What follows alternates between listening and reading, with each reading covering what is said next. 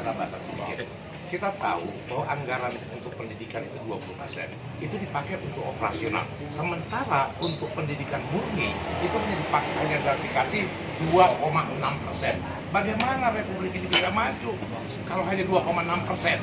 Gitu loh. Makanya menurut saya SPI itu legal dan itu bisa untuk pengembangan. Saya mau tanya Bapak lagi, apakah Universitas Negeri di audit BPK? Di 50 di audit, tidak pernah dianggap itu kerugian negara. Berarti dalam hal ini negara wajib hadir. Apa? Memberikan perlindungan terhadap rakyat. Ya, Betul. Harusnya pengadilan itu adalah simbol dari negara melindungi warga. Kok ini malah hakim melihat rektornya diborgol di depan persidangan sesudah keluar putusan eksepsi. Kita curiga.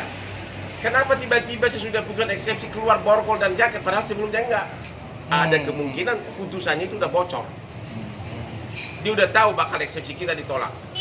Dari logika hukum apapun, itu harusnya surat dakwaan dinyatakan tidak adalah cacat hukum. Batal demi hukum. Pak Hotman, Ya. ada informasi yang mengatakan bahwa pintu masuk penyidikan itu dari PPATK. Saya mau tanya ini, apakah Apapun namanya dalam surat dakwaan tidak ada 5 perak pun uang tersebut mengalir dari rekening universitas ke rekening pribadi. Di situ loh, itu ada bukti-bukti Pak ya? Misalnya Bukan. Karena yang menjadi patokan surat dakwaan. dakwaan. Surat dakwaan gini, lucunya begini. Surat dakwaan mengatakan bahwa yang masuk ke rekening universitas 274 miliar. Ya. Masuk diakui oleh jaksa. Tiba-tiba itu kerugian negara. Coba logikanya di mana? Tanpa penjelasan. Tanpa penjelasan. Dia nggak sebutkan bahwa itu diambil oleh si rektor.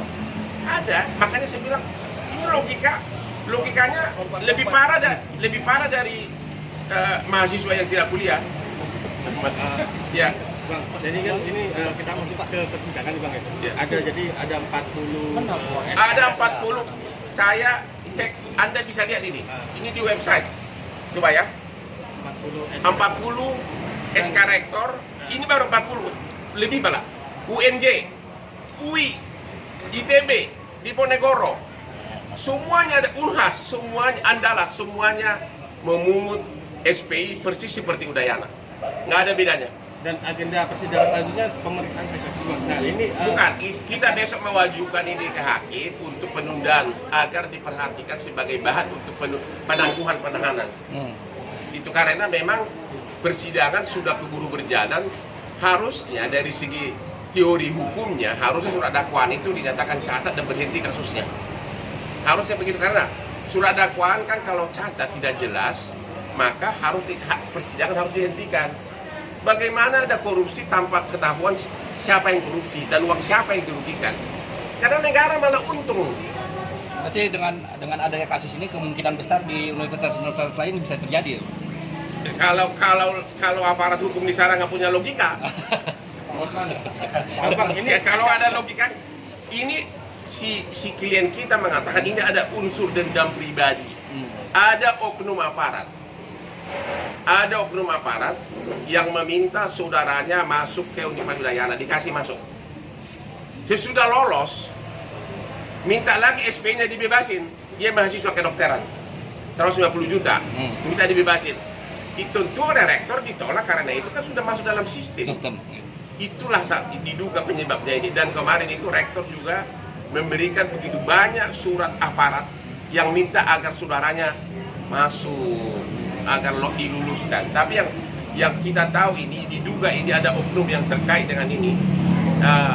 Orang itu sudah nggak menjabat lagi sekarang di sini. Dulu adalah pimpinan tertinggi di sini.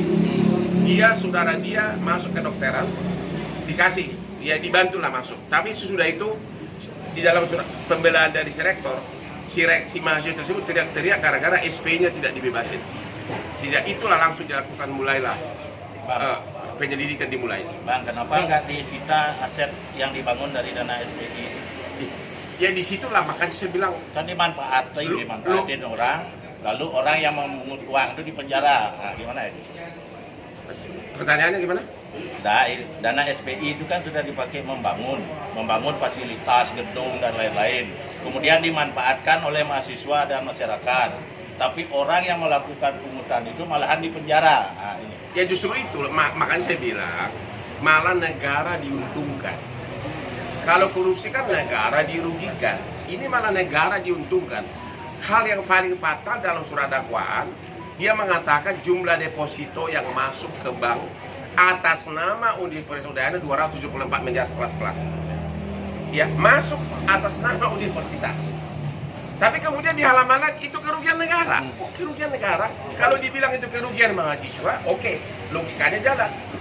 Berarti surat dakwaan ini makanya oleh Pak Rektor disebutkan ini logika ini buat dakwaan ini tanpa logika apapun, malah parah logikanya, hancur lebur.